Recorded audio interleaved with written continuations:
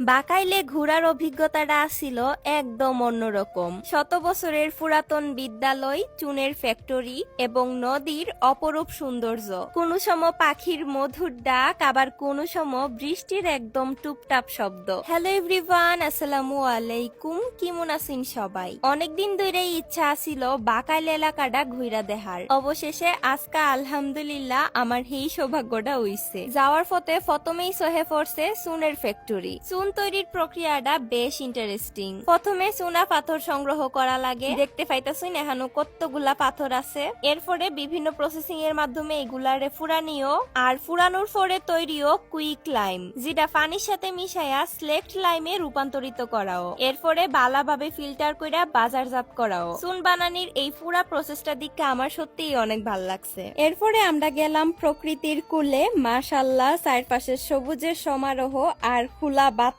মনে হইতাছিল আমি যেন প্রকৃতির সাথে মিশা যাইতাছি গা। পাশে ফুসকিনির মধ্যে অসংখ্য মাছ একসাথে সাঁতার কাটতাছে। এমন দৃশ্য আমি আগে কোনোদিন দেখছি না, সত্যি অবিশ্বাস্য।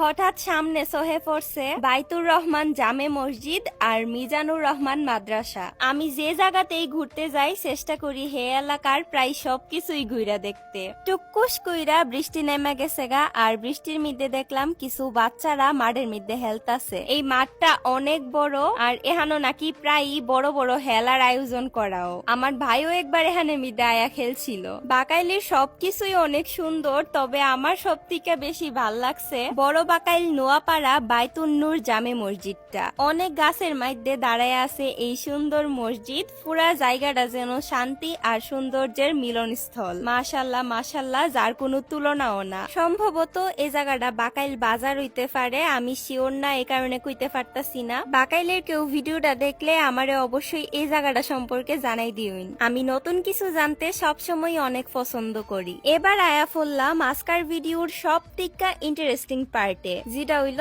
বাকাইল উচ্চ বিদ্যালয়। এই বিদ্যালয় প্রতিষ্ঠিত হয়েছিল 1909 সালে, অর্থাৎ আজকার থেকে প্রায় 116 বছর আগে। এহানো হালি বাকাইল না, আশেপাশে গ্রামের অনেক শিক্ষার্থীরা পড়াশোনা করে। তাছাড়া এই বিদ্যালয়টা বন্যা আশ্রয়ন কেন্দ্র হিসাবেও ব্যবহৃত।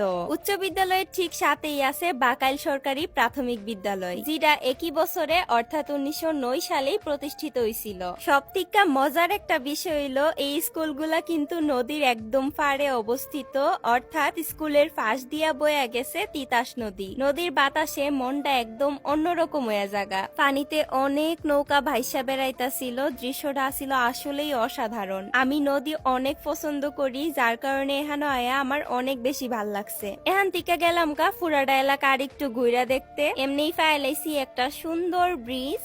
আমি আর আমার ভাবি মিলে এখানে অনেকগুলা ছবি তুলছি, এবং শেষ দিকে আবারও বৃষ্টি নামছিল। বৃষ্টিতে ভিজা কিছুক্ষণ উপভোগ করলাম বৃষ্টি বিলাস। আলহামদুলিল্লাহ, এখানকার মানুষের দিকে আমি প্রচুর ভালোবাসা পাইছি। সবাই এত আন্তরিক আসিল, মনে হইতাছিল আপন জনের মাঝেই আছি। তবে স্কুলের কিছু বাচ্চারা বড় ছোট মানে না। অনেক বাচ্চারা অনেক বাজে আচরণ করছে, যেটা আসলে বড় বোন হিসাবে মান্য নেওয়ার মতো না। ওই বাচ্চাগুলোর উদ্দেশ্যে আমি খালি একটা কথাই কমু, মেহমান যদি খারাপ হয়ে থাকে তাও মেহমানের সাথে খারাপ আচরণ করতে নাই। আমি যেহেতু তোমরা এলাকাতে ঘুরতে গেছি, তার মানে আমি তোমরা এলাকার মেহমান। তবে অনেক বাচ্চারা আসিল, অনেক লক্ষ্মী, মাশাল্লাহ। তো আজকের ভিডিও এ পর্যন্তই। কেমন লাগলো আমার বাকাইল ভ্রমণ অবশ্যই কমেন্ট বক্সে জানাই দিবেন। দেখা হয়ে যাবো নেক্সট ভিডিওতে। সবাই ভালো থাকুন, সুস্থ থাকুন। ভিডিওটা ভালো লাগলে লাইক কমেন্ট শেয়ার করে পেজটা একটা ফলো করে দিউন। টাটা।